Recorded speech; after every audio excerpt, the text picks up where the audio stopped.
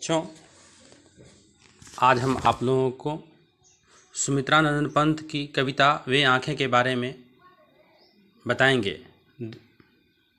इसको पहले भी मैंने आप लोगों को बताया था। यह इम्पोर्टेंट पाठ है। बच्चों, सुमित्रानंद पंत छायावादी काव्यधारा के प्रमुख कवि थे। इनका जन्म 1900 ईस्वी में उत्तरांचल राज्य के अल्मोड़ा जिले के कसौनी नामक गांव में हुआ था। उनके बचपन का नाम गोसाई दत्ता था। उनकी आरंभिक शिक्षा अल्मोड़ा में ही हुई। उच्च शिक्षा प्राप्त करने के लिए वे इलाहाबाद आ गए। सन 1919 ईस्वी में उन्होंने मयोगर सेंट्रल जेल में प्रवेश लिया, परंतु महात्मा गांधी के असहयोग आंदोलन के प्रभाव में आकर परीक्षा दिए बिना पढ़ाई बीच में छोड़ दी। उसके बाद स्वाध्याय में लग गए। सन 1938 में उन्होंने रूपाक्ष नामक पत्रिका निकाली। सन 1950 से 1957 तक वे आकाशवाणी में हिंदी के सलाहकार रहे। पंत जी को सोवियत भूमि का नेहरू पुरस्कार, साहित्य अकादमी पुरस्कार, ज्ञानपीठ पुरस्कार, पद्म भूषण से सम्मानित किया गया। पंत जी का सन 1977 में निधन हो गया था। उनकी प्रमुख रचनाएं वीणा, ग्रंथि, पल्लव, गुंजन, युगांत, युगवाणी आदि प्रमुख हैं। काव्य के अतिरिक्त उन्होंने कहानी, आलोचनात्मक कथा आदि विधाओं में भी रचनाएं की। छायावादी कवियों में सुमित्रानंद पंत का प्रधान स्थान है। उनकी साहित्यिक यात्रा के 3 चरण हैं। पहले वे छायावादी हैं, फिर समाजवादी आदर्शों से प्रेरित होकर प्रगतिवादी और उसके बाद अरविंद दर्शन से प्रभावित होकर अध्यात्मवादी हैं।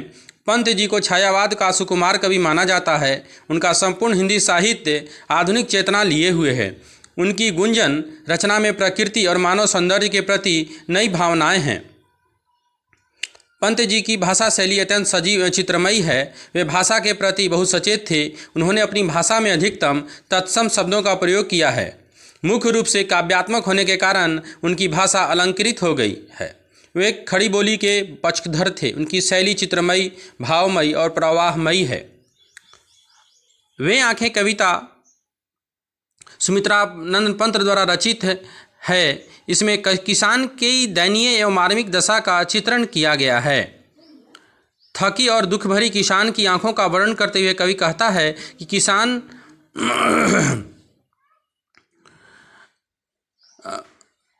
उनकी गहराई इतनी अधिक है, वे अंधकारयुक्त गहरी गुफा के समान हृदय को डराने वाली लगती हैं। उन आँखों में बहुत अधिक भयानकता और दीनता एवं दुख के कारण एकांत में रोती रहती हैं। किसान का जीवन अभावों से भरा हुआ है और वह जीवन भर कष्ट झेलता रहता है। किसान स्वतंत्र है और उसमें स्वाभिमान कूट कूट कर भरा हुआ है। जब वह दुख और अभावों की धारा के बीच घिरा हुआ है तो संसार किनारों के समान उससे दूर हट गया है। अभावग्रस्त किसान की कोई भी मदद नहीं करने को तैयार नहीं है।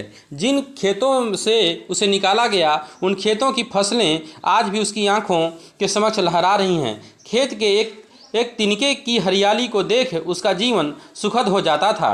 किसान का एक बेटा ही था जो उसे बहुत प्यारा था, लेकिन जमींदार के नौकरों ने उसे जवान बेटों को लाठियों से मार डाला। उसके चेहरा किसानों की आंखों में घूमता रहता था। दूसरे पद में कवि ने कह रहे हैं कि किसान ने साहूकार से रुपए उधार लिए थे। साहूकार ने उन रुपयों को वसूलने के लिए किसान का घर तक बिकवा दिया। उसने किसान की आर्थिक दशा पर तरस खाकर ब्याज का भी एक पैसा नहीं छोड़ा। बैलों की जोड़ी का नीलाम होने भी उसे बहुत दुख पहुंचाता है, जिससे वह रोने लगता है। उसकी गाय भी उसके सिवाय और किसी को अपने दूध नहीं दूहने देती थी। हरियाली से युक्त खेती लहलहाती हुई सुख प्रदान करती थी। आज वह उजड़ गई। सुख के दिन समाप्त हो गए।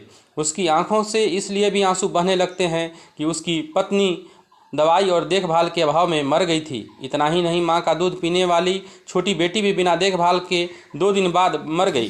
अभावग्रस्त किसान अपने परिवार के किसी भी सदस्य की मौलिक आवश्यकताओं को पूरा करने में सर्वथा असफल रहता है।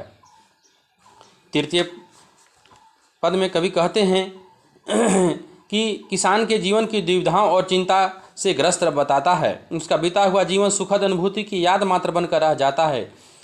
कवि कहता है कि किसान की पुत्र वधू विधवा होकर घर में रहती है। उसे घर की लक्ष्मी माना जाता था, जबकि वास्तव में उसी ने अपने पति को मरवाया था। एक दिन जब उक्त बातों का पता चलता है तो थानेदार उसे पकड़कर लाने का आदेश देता है, किंतु वह कुएं में छलांग लग जाती है और डूबकर मर जाती है। कवि कहता है कि कोई बात नहीं, पैर की जूती और पत्नी नहीं रहती है तो दूसरी आ जाती है, लेकिन अपने जवान बेटे की मौत के बाद करके किसान चेतना शून्य हो जाता है और वह दुख से व्याकुल हो तड़पने लगता है। किसान अपने बीते हुए सुखद जीवन को जब याद करता है तो एकाएक उसकी आंखों में चमक आ जाती है, किंतु शीघ्र ही दुख की छाया में से उसका चेहरा फीका पड़ जाता है और उसकी आंखें तीक्ष्ण धार के समान उसे पीड़ा देने वाली लगने लगती हैं। यहाँ कवि ने किसान के साथ होने वाले विश्वासघात का उल्लेख किया है, तीखी नोक सदृश के समान बताया है। यहाँ उपमा दिए हैं कवि ने। इसका प्रश्न आप लोग देख लेंगे बच्चों, अगले दिन दूसरी कविता को बताएंगे हम। धन्यवाद।